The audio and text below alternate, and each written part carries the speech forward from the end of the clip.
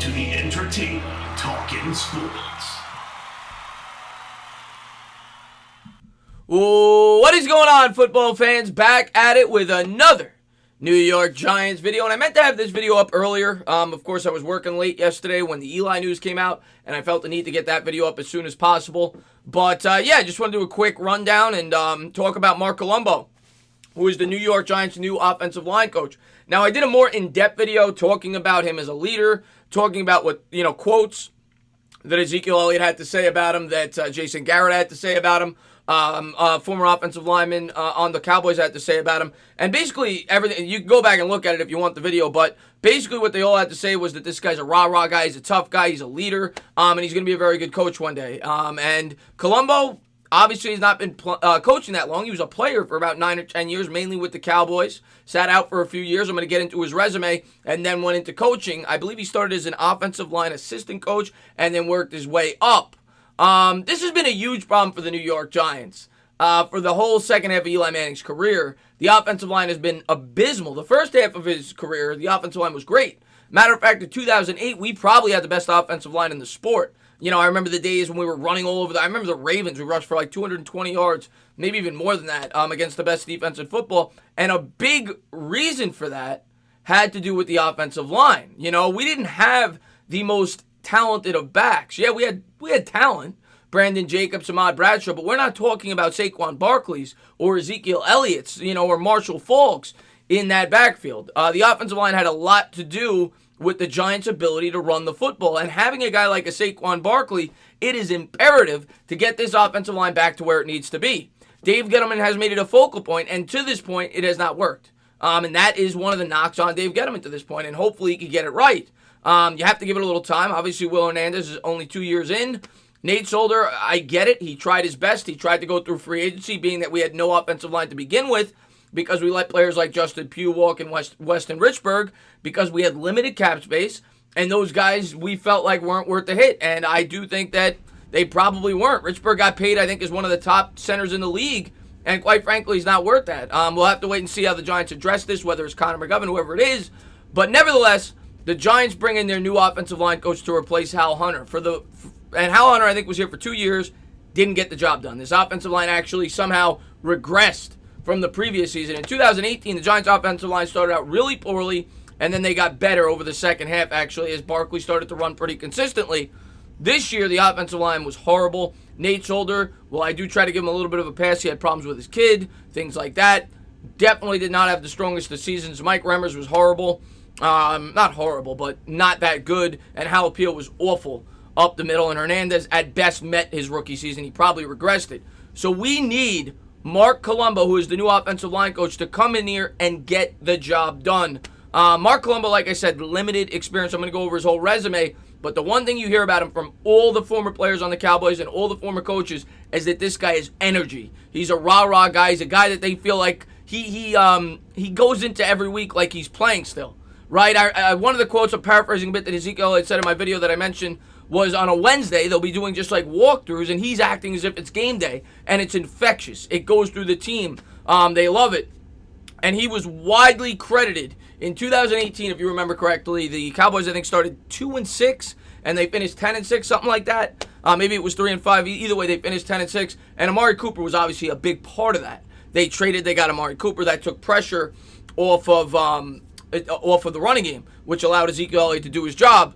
But the first time ever in Jason Garrett's entire head coaching career, he made a change mid-season to the coaching staff. He had never done that. He felt like the offensive line was underperforming so much that he needed to make the change. He brought in Marc Colombo to be the offensive line coach, and the Cowboys might have lost one game, or they might have went undefeated for the rest of the regular season, doing somewhat, part of that was definitely part of the reason.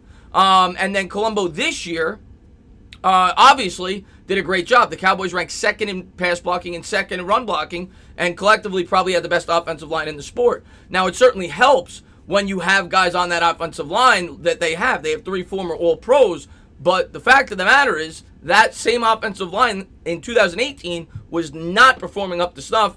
Then he came in as the O-line coach, and they performed a lot better and performed as good as they ever have this year, even though the Cowboys did not finish as well as a lot of Cowboys fans would have liked.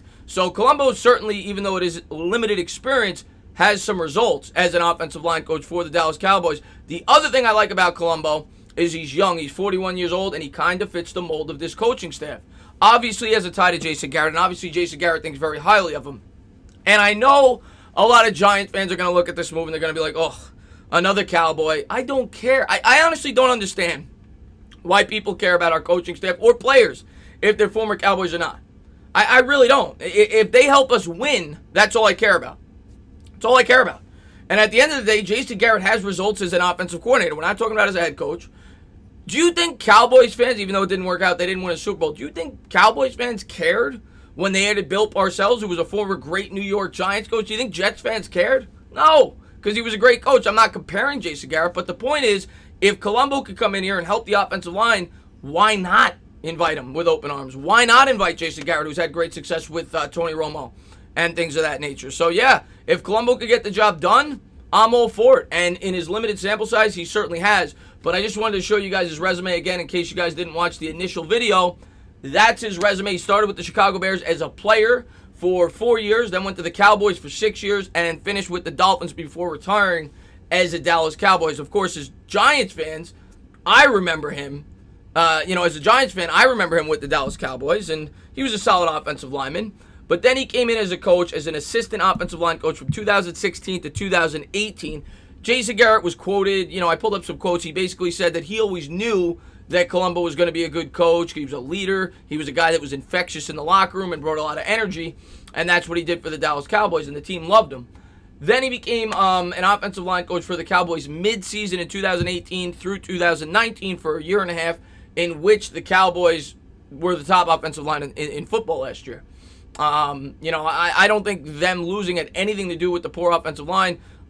They lost because I think they changed their offensive philosophy, which I thought was a big mistake, but we're not talking about the Cowboys. Regardless, I like the Colombo hiring. He's young, he's energetic, he fits the mold of this staff, and he has some experience, even though it is limited, working with Jason Garrett in this offense. He's also played in this offense, so he knows what the offense is about. He knows how to set up the blocking schemes, and he obviously demonstrated that as a coach in 2019. Another thing that Colombo went on to say that I said in my video, much like Joe Judge says.